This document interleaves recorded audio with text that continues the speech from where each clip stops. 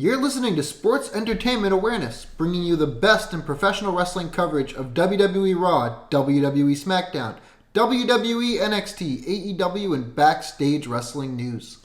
Our mission is to bring pro wrestling further into the mainstream with weekly coverage, history, wrestling news, and opinions on the sport of professional wrestling. I'm Josh. I'm Jonah. And welcome to Sports Entertainment Awareness. And the day is July 7th, 2024. Last night was Money in the Bank in Toronto. It's been a big week for wrestling news, so we'll tell you what we're going to talk about, and we're going to get into it. Number 1, Cena's retirement. Number 2, Money in the Bank. All the controversy with Punk and Drew. The Wrestlemania backstage documentary that aired this week.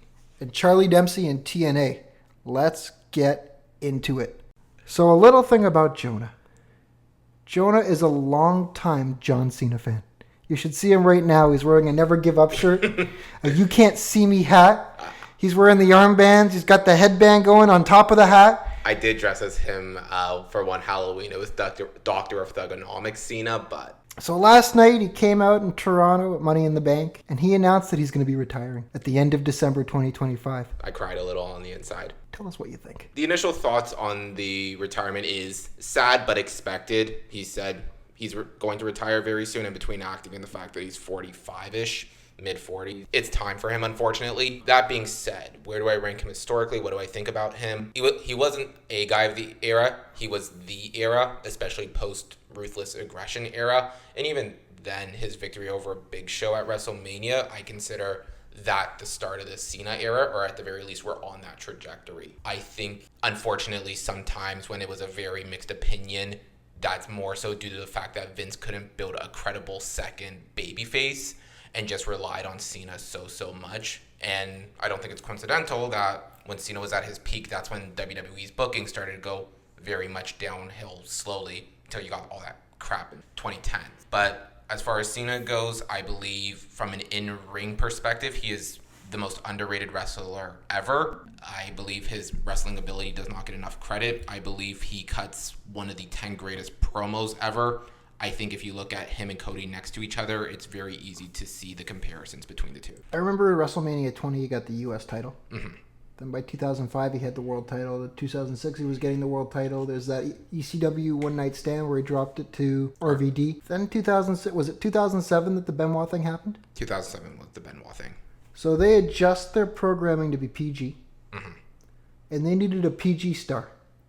They changed their product. They changed who they were marketing to, and he was perfect for them for that. He's good looking, no toxic baggage. Nothing has come out about him involving steroids or anything.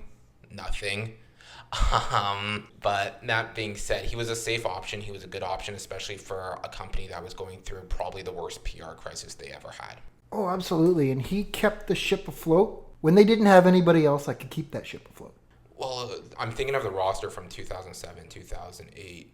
Orton was battling his own personal demons. Edge was always a better heel than a babyface. Couldn't do Shawn Michaels, couldn't do Triple H. I'm struggling to think of anyone else. Rikishi was out by that point. Rikishi wasn't a top babyface. He was always like... He's a mid-carder, I know. High-end mid-carder. I'm spitting names, but my point is you looked around and you're like, well, who else was there? There was nobody else. They had a hard time building people at that time. Well, and that's the other thing. I think, one, Cena was too much of a merch mover. He's probably historically one of their biggest merchandise movers. I would know I am one of the people that bought Cena merch. And the other part, I think, is also Vince could not build a credible second babyface. There was no Seth Rollins, for example. Was Cena part of that OVW class? With Orton, Batista, and Lesnar, yes. And Shelton Benjamin. We can't forget Shelton Benjamin. Very underrated. And I know everybody says he's underrated, but... So if you think about that time, they were leveraging OVW as like a developmental. Mm-hmm. They didn't have that for a few years. I don't know if they were continuing to use OVW into the late 2000s. This is pre-NXT, pre-Florida Championship Wrestling. They didn't have somebody that could build stars like Dusty was doing in 2015. Like Triple H was doing a few years after that. Like Shawn Michaels is doing now. They had their opportunities, though, because let's also be clear.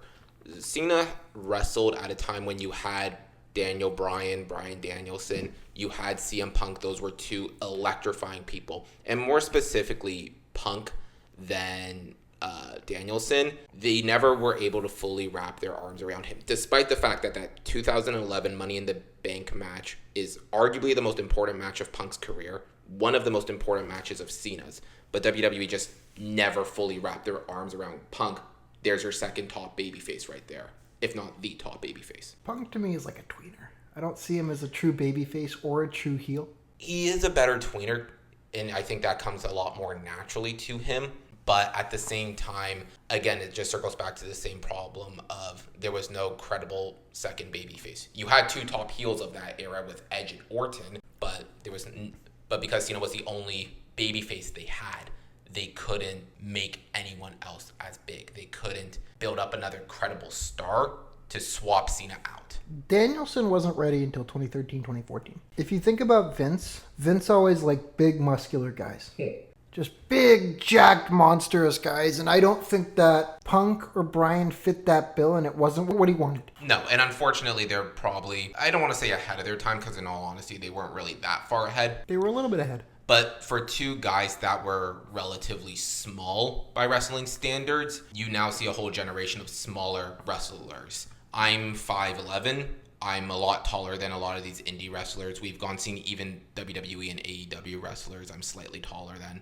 Yeah, but if you look at who's in their main event scene, it's still your Drew McIntyres, who's well over 6 foot. It's still your Roman Reigns. It's still your, even Cody's what, 6'2"?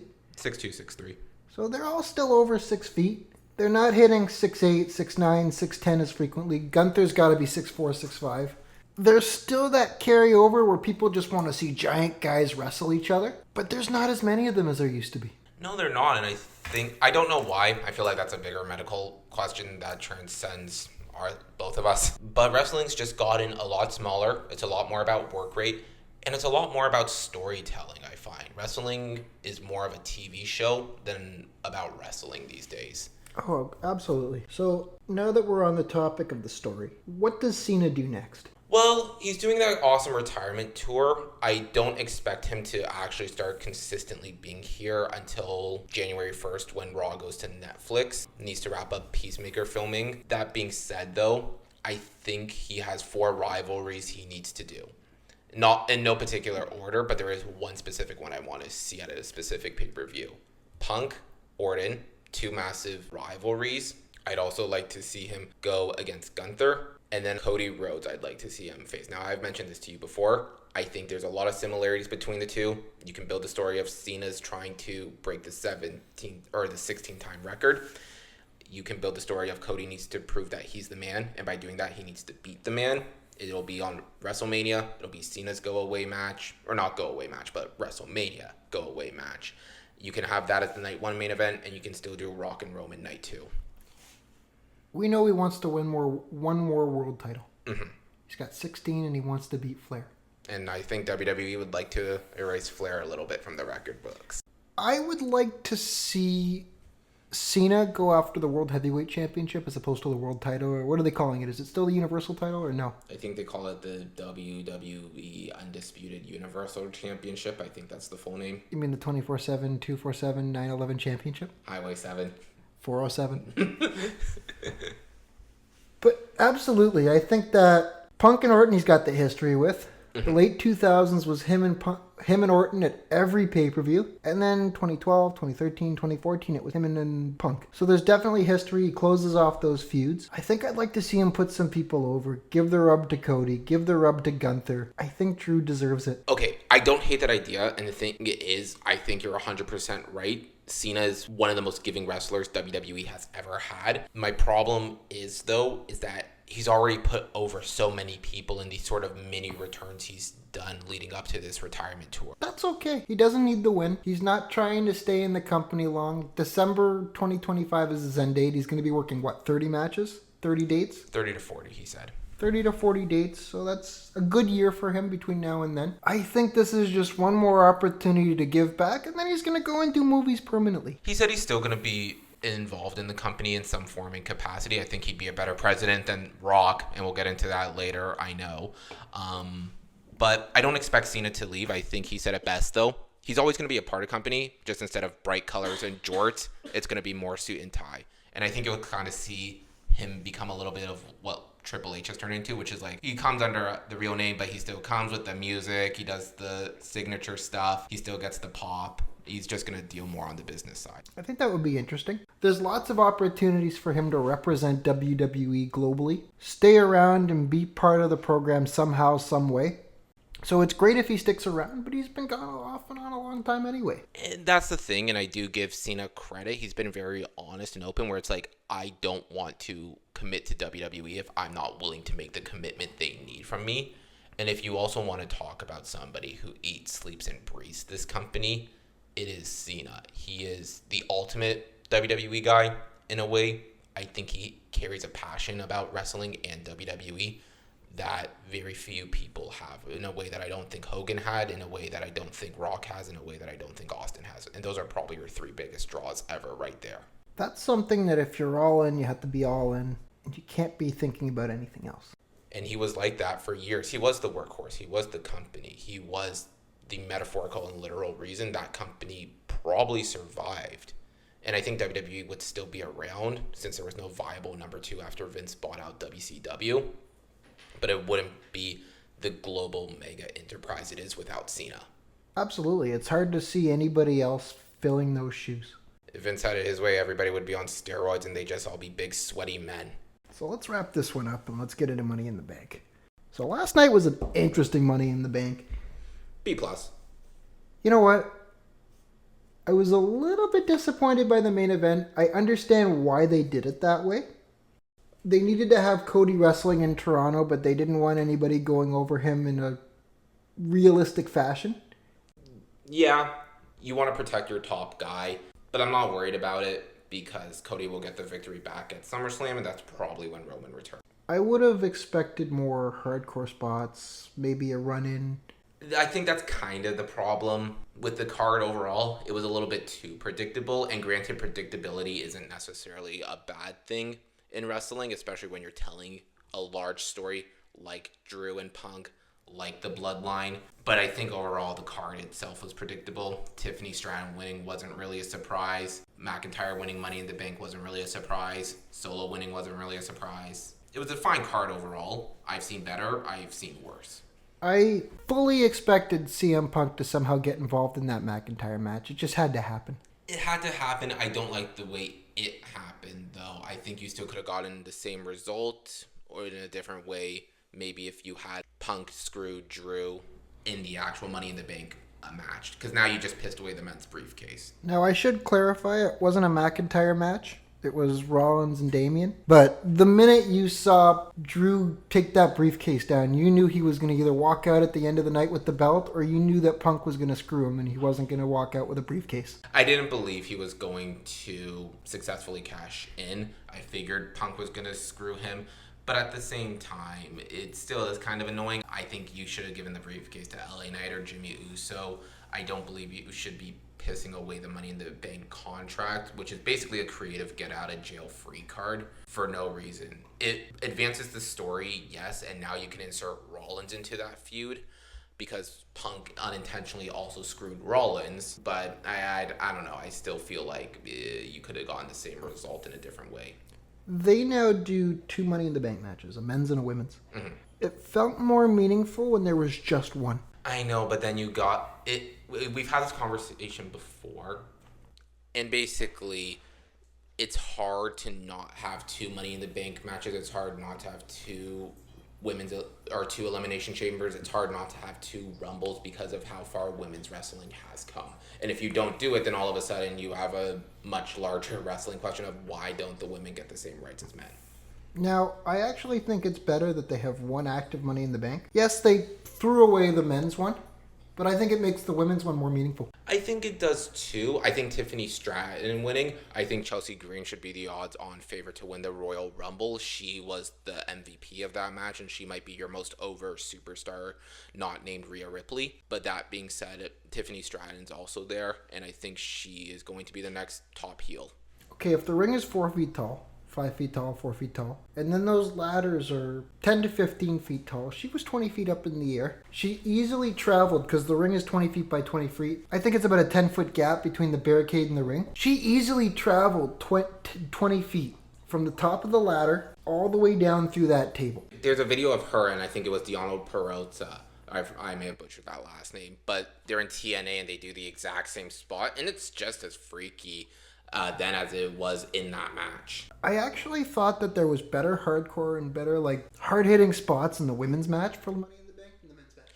Oh, I think the women's Money in the Bank match was the best match of the night, easily. The best thing I remember about the men's match was, I think it was Chad Gable at the top of the ladder. He's got the briefcase in his hand, and you see Drew come up and throw the ladder and hit him in the face with the ladder, and I thought that was great. But when they started doing this stuff with the ladder suspended between the ladder and the ropes, when they started doing those table spots, you knew they had better stuff in store for us than the men did. Yeah, the women's match is definitely better. As someone who grew up, speaking of the Cena era, as someone who grew up with the Divas era, with those bra and panty matches, women's wrestling has come so far from where it was when Trish Stratus and Lita was wrestling. At one time, Trish Stratus and Lita were one of the two real female wrestlers, and it didn't really feel like there was anybody else doing what they were doing. Well, they were the only two that could actually wrestle. Now, granted, you had sort of flashes in the pans over the years, AJ Lee, Beth Phoenix, and then obviously the first class of NXT people like Saraya, Becky Lynch, Charlotte Flair, etc. I think that Lita and Trish would have stood up a lot better against that 2015, 2016 Women's Revolution group than any Tori Wilson, any Stacy Keibler. Do you remember Nydia? Do you remember Jillian with the singing gimmick? Remember that thing on her face when the boogeyman pulled the thing off of it? That was disgusting. I watched that in real time, dude. So did I. The women that we've had since about 2015, 2016 when Dusty was running NXT in the Performance Center until now, they're bar none. Oh, I think today in 2024, as much as you need top men, heels, and baby faces, if for a company to survive, you need a top female heel and a top female baby face. I don't see how a wrestling company can survive without those. In 1999, 2000, 2001, Rhea Ripley would have been unstoppable. I mean, she's almost unstoppable now, but more so. And you know what I think? Vince is a terrible booker and only saw women as sexual objects. You're reading my mind on that. It's not the women that got better as wrestlers. It was Vince who gave out better opportunities to women to shine and spotlight as opposed to being a piss match or an attraction or, look, they're getting naked and wrestling in mud. It was terrible. It was some of the worst wrestling I've ever seen. That women's division was terrible overall. The Bellas, I think they were average characters. I think they were terrible wrestlers. I think they just had the marketing machine push them. Oh yeah, there was two of them. They could kind of do interesting things. You used to see them switch out under the ring. They're twins, so what? Every twin can do twin magic. I wish you died in the womb. That was terrible. That was awful. That feud was terrible. Again, the Bellas overall, I was never a fan of. I think they were just really good because WWE's a marketing genius. So let's go back to Money in the Bank. This is Triple H that's giving these women better opportunities than Vince McMahon ever did. Mm-hmm. Putting them in the right light. And I don't know how much of that is Triple H as a booker, the times changing, more forward-thinking approaches to women's wrestling, or just Vince being gone. I mean, Vince was around for 2015, 2016, 2017 when women started to we started to see those Charlotte Flair matches. We started to see more interesting women's wrestling. We saw that, was it Charlotte Flair and Asuka in the main event of a WrestleMania? They weren't the main event, but they had that banger match. They were probably in the last three, right? Something like that. It was a great match, though. It was like a half an hour, 40 minutes or something like that. You would not have seen that 10 years prior. You wouldn't have seen that 20 years prior. This is a Vince McMahon that previously cut women's wrestling. They were the toilet match. The match you put on before the main event. So everyone has a chance to grab their beer, grab their popcorn. Nobody cares. So let's somewhat change subjects. We'll go back to Money in the Bank. Punk and Drew. Punk came out last night and he screwed over Drew and Seth. Seth can't get another shot until Damien's no longer champion. Drew cashed in and got screwed. They went to that post-show conversation, the post-pay-per-view show where they were covering everything. And panel. The panel. What kind of word is a panel? It's what it's called. It's what it's called in every single sport. We're going to the panel now to discuss what happened on the field. You're a panel. So McIntyre comes out, throws a punch. He's suspended. Punk and Drew have both been fined. Where do they go from here? I think what's likely going to happen is, one, it all hinges on Punk's health. He said he's ready, but I don't think WWE is ready to give him the green light yet. So I think they're hopeful for SummerSlam. If he does get cleared, I think you're going to see Punk versus Rollins versus Drew in the Cleveland street fight, something along those lines. Cleveland SummerSlam? Yes. So that's a month away. They definitely have the build up for it. Those three can go at it. And Damien's going to go after Gunther. Or Gunther's more so going after Damien. And I don't see Damien walking away from Gunther with that belt. I think Finn somehow screws Damien, whether intentionally or not. And I'm leaning closer to intentionally right now. That's how you get the belt off Damien. You can then do Damien versus Balor. And that's how Judgment Day falls apart. Interesting thought. I don't think Gunther needs anybody in his corner. I think he's just a bad motherfucker. And it's clear to me that if he gets in the ring with Damien, regardless of who else gets involved, he's going to walk away with that belt. Oh, yeah. They have protected Gunther probably more than any other wrestler, including Cody. I think we have our SummerSlam. More or less. Punk versus Rollins versus Drew. Cody versus Solo. Gunther versus Damian Priest. Nia Jax versus Bayley. Cena versus who? I don't think Cena is going to be available by then, because remember, he still has to wrap up all his filming stuff. That's a single Saturday in August. Who knows? Remember, he's an actor. He could literally film something on his phone, a promo, and they could air it in the arena. I think it's possible he's there. I think the way he explained it in the press conference was WWE told him, if you want to do this retirement tour, now is the time. And I think they're doing that for a very specific reason. And I think he agreed because he has the time to do it, but he also needs to wrap up filming Peacemaker and whatnot. Now, I think Orton should be his first match. I have mixed feelings about the Orton match because, one, they did it so many fucking times. They did it so many times, and I get why, but it was never as big as they wanted it to be. But that being said, it is one of Cena's defining rivalries. It's also one of Orton's defining rivalries. And I think to do it one more time, you have to do it. Same thing with Punk, right? You have to do it one more time. That's why I'd like to see them do Orton first. It's low-hanging fruit, get it out of the way and move on to the next thing. Speaking of which, we're going to start talking about the Wrestlemania Backstage doc. So the Wrestlemania Backstage documentary aired last week. We learned a lot about The Rock, I think. Rock has a massive ego. I don't know why he expected to just come in and put himself against Roman and just upend any plans that they had for Cody. I didn't grow up with Rock, as I previously mentioned, so I really have no emotional attachment to this guy. Obviously, I was aware of who he was. That being said, this is a man who has a massive wrestling family. I do think he has a love and respect for wrestling, and I think he has an appreciation for wrestling. So I've always believed he's never been like 100% tuned out of what's going on in WWE just because of his own personal enjoyment. Why did you think it was a good idea to come back when the most popular guy in the company that has asked us to invest in Cody Rhodes, this character, this story, for 2+ years, technically more, and then think, why does everybody hate this idea? I'm so confused. Did they announce, I'm trying to remember now, did they announce Rock and Roman before Royal Rumble or after? So, or around the are we same talking time? about a behind-the-stage announcement, or are we talking about like a public announcement? Either or. So publicly, they've always wanted to do it, but it's also Dwayne Johnson. It's the same exact thing I said about Cena. They couldn't make a time commitment, and you figure, listen, Dwayne, we need you to make at least a 3-month commitment to us to build this match to WrestleMania. And that's a lot of time for a guy as busy as The Rock. So he was never able to commit to it. And Cody comes in, does the whole thing, blah, blah, blah. And then he's finally able to make that commitment. They kind of test the waters, and everybody wants it. And I can understand for a casual why Rock and Roman would be more attractive than Cody versus Roman. But then once again, you're The Rock. You probably follow the product somewhat consistently. At the bare minimum, you're aware of Cody Rhodes. And then your idea to come in and then just completely change the main event when Cody won the Rumble makes no logical sense. I hate the documentary because Rock positioned himself both as the hero and the villain. You can't be the reason there was a problem and then be the reason why the problem gets solved. Like, if you think about The Rock, he's been an actor much longer than he's been a wrestler.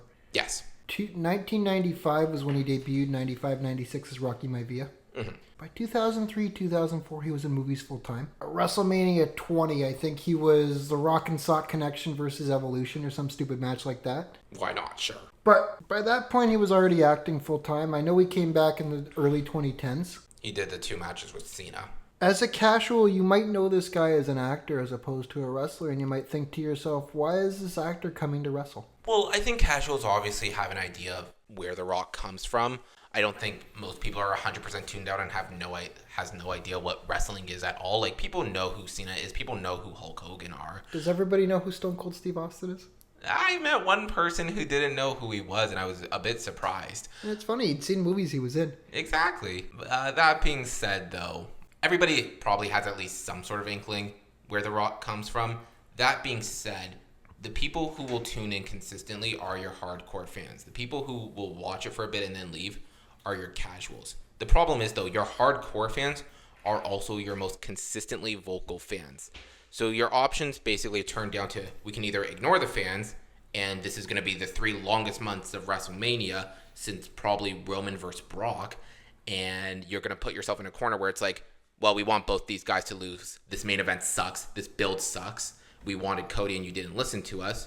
Or you pivot to what the original plan should have been this entire time, and then you now have the main event we always wanted. So if you're a hardcore or a casual, and you've been following for over 2-3 years, and you've seen the return of Cody Rhodes as the American Nightmare, you saw what he did with Brock, you saw that first Roman WrestleMania match where he lost, he was on the chase for another year, you're invested in that.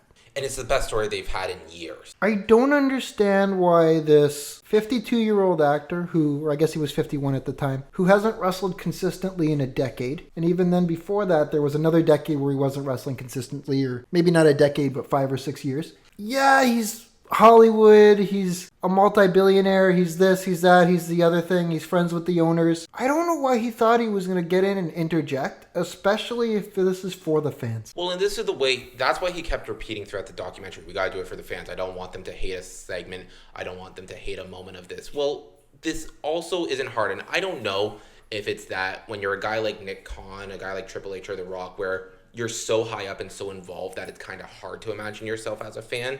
Because I do think that's at least somewhat possible. You don't react like a fan. But it's also the matter of TV show. And I made this comment to your father when we were all watching it last night together. It's like The Sopranos. Cody's story was just the cut to black moment, and you played Don't Stop Believin'. That's it. End of story. You don't like the finish. Sucks to suck.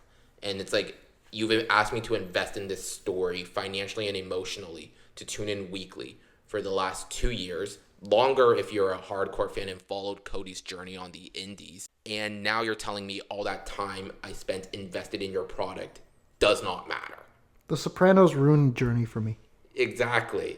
And you know what? And as great as the show as The Sopranos are, I would argue the ending is even more famous than the show itself. They were in Madison Square Garden a week ago, 2 weeks ago now. I think that was for a Smackdown, and Cody came out and recreated the picture that he did with Dusty. Mm-hmm. Like the famous Madison Square Garden Dusty picture from when he won the title. As long as they were working on that Roman and Rock story in the background, you saw that clip of Young Rock where they were talking about it, and that kid goes, "Acknowledge me," and he's supposed to be Young Joe. This is a multi-generational story too.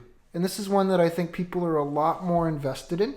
And I think that backstage, Roman, Rock, what have you, they were a lot more invested in the Rock story. Or maybe at least the Rock was. Well, the Rock has one of the most massive egos in all of Hollywood, and that's not a dirt sheet thing coming from Meltzer or Sean Ross Sapp. That's coming from mainstream media like The Hollywood Reporter and People Magazine and whatnot, mainstream media.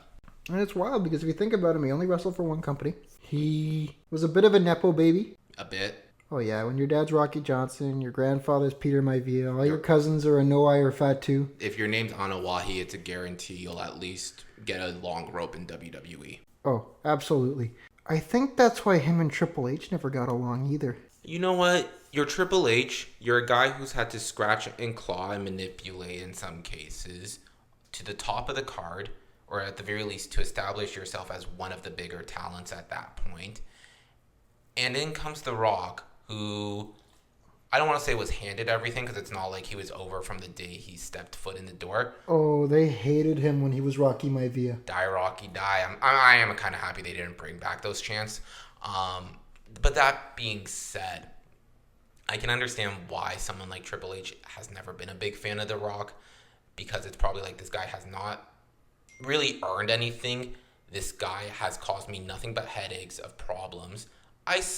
There's still something off about that documentary because my question is still the same. Why would you have Cody win the Rumble if you told him ahead of time it's going to be Roman versus Rock? I refuse to believe Triple H is that dumb where he's like, what do you mean people hate the fact Cody won and he's not getting the match I've asked them to invest into that I've created for the last 2 years? I refuse to believe Triple H is that dumb.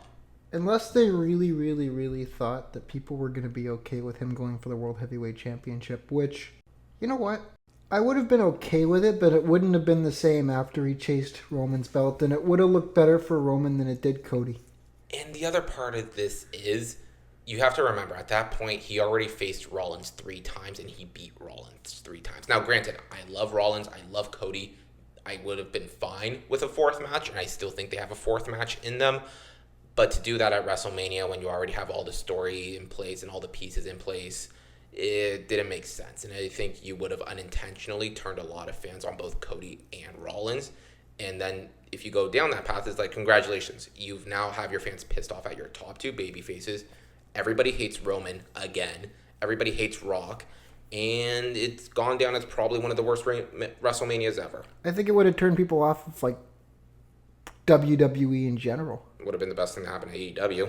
Oh, absolutely. But, like... You would have pissed off your hardcore fans in a way that would have been very, very difficult to recover from. You have to listen to your fans. They're the ones that come and buy the merchandise, buy the tickets, buy the pay-per-views, buy the network. That's where your money comes from. WrestleMania, as much money as it brings in, it's a once-a-year event.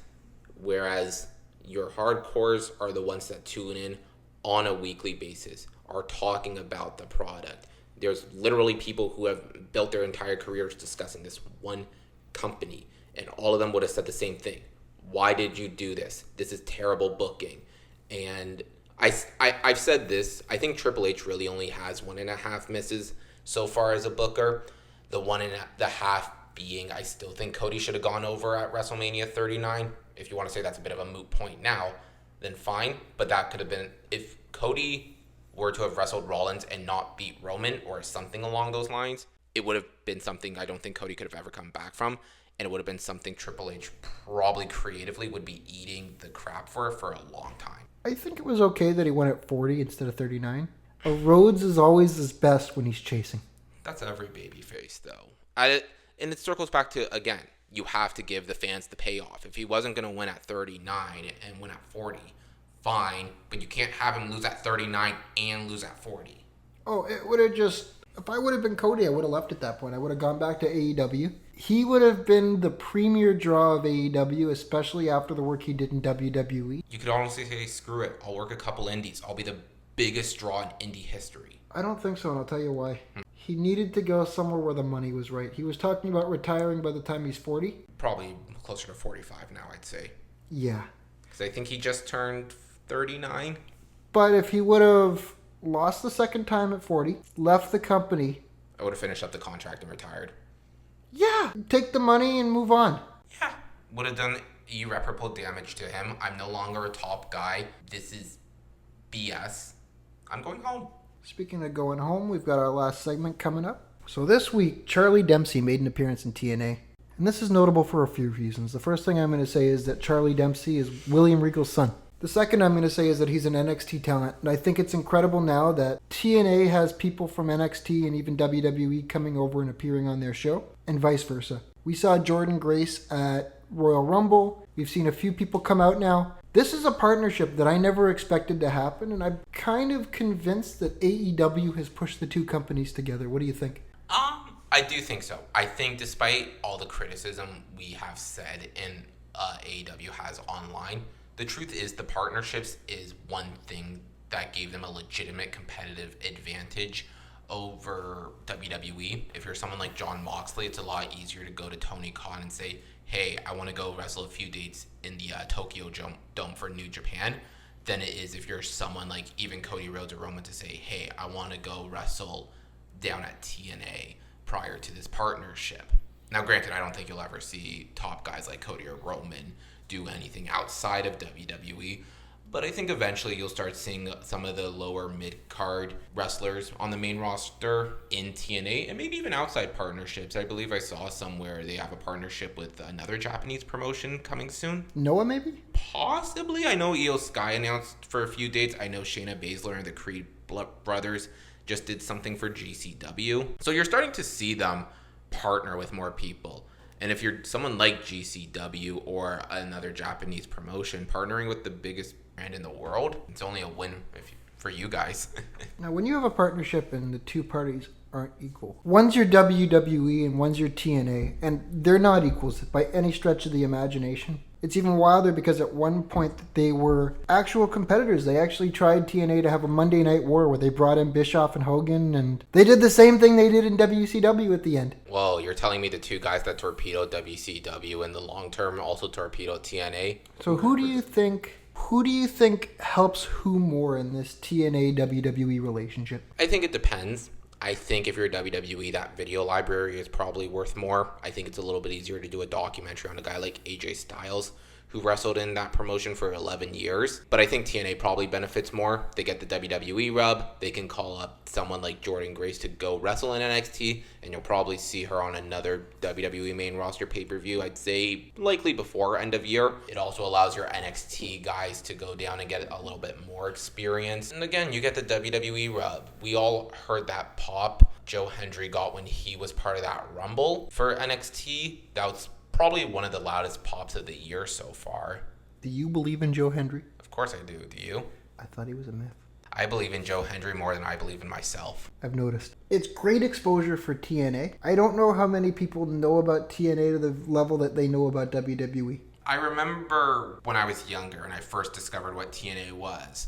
I was going through the roster. I'm like, Rob Van Dam, Jeff Hardy, Sting, all these people. I'm like, this is just like the afterlife for WWE superstars. There's a lot of people in TNA that had a previous run in WWE. I think Mustafa Ali's there now. Matt Cardona's done a couple dates there. They're a lot more rooted in the traditional Southern style of wrestling, which is funny because they're based out of Toronto now. Dolph Ziggler's there now that I think about it. Eric Young is back there. I mean, he was always there and he went off to WWE and came back. But they're a lot more rooted in that traditional style of wrestling. I mean, they were founded by the Jarretts, who were a Southern wrestling family. So it's definitely a different style. It's not sports entertainment, that's for sure. It's real wrestling.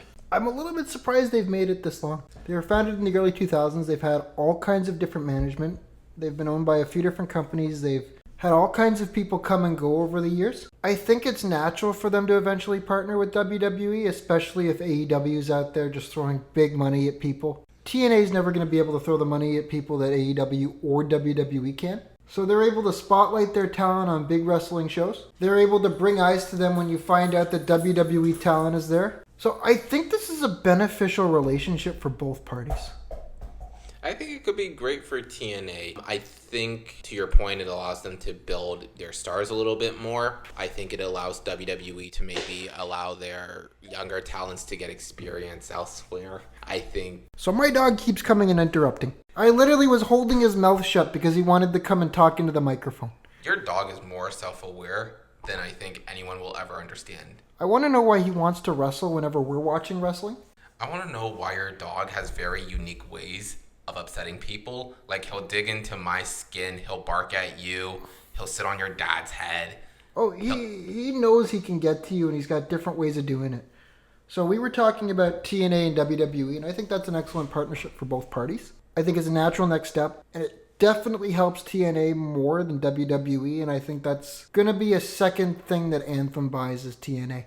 I could see WWE eventually buying out TNA. I also think there is the wild card variable, and I believe we touched on it last episode. I forget. But I do think if Vince is able to get out of the Janelle Grant lawsuit somehow, I think he could buy TNA and its entire video library and just buy the name and buy everything. And that's the real reason that Endeavor needs to buy TNA is to keep it away from Vince. TNA needs the money. Anthem's spending a lot of money on TNA. If Vince gets a hold of it, they'll lose that partnership with TNA. And TNA won't get the rub. They'll just get all the bad press from Vince. Money talks, though, and Vince has about $4 billion because he sold all his WWE stock, and so it's not going to cost $4 billion to settle with Janelle Grant and the lawyers. So let's say even if we're being generous and that costs him $500 million, everything in, he still has $3.5 billion. Now don't forget, Janelle has been requested by the federal government to hold off, and that they're going to investigate first. I know we have to cut it short, but I do want to say one thing real quick. That whatever happens with Janelle Grant, I think is going to genuinely alter wrestling forever. Yes. I don't think WWE, even though Vince technically has nothing to do with it, whatever it is, I don't think WWE is ready for what happens next. And more will come out. So that was another episode of Sports Entertainment Awareness. Please don't forget to like, subscribe, follow, look for us on your favorite podcasting app, and please, please, please sign up for the email blast so you can find out when the next episode is ready.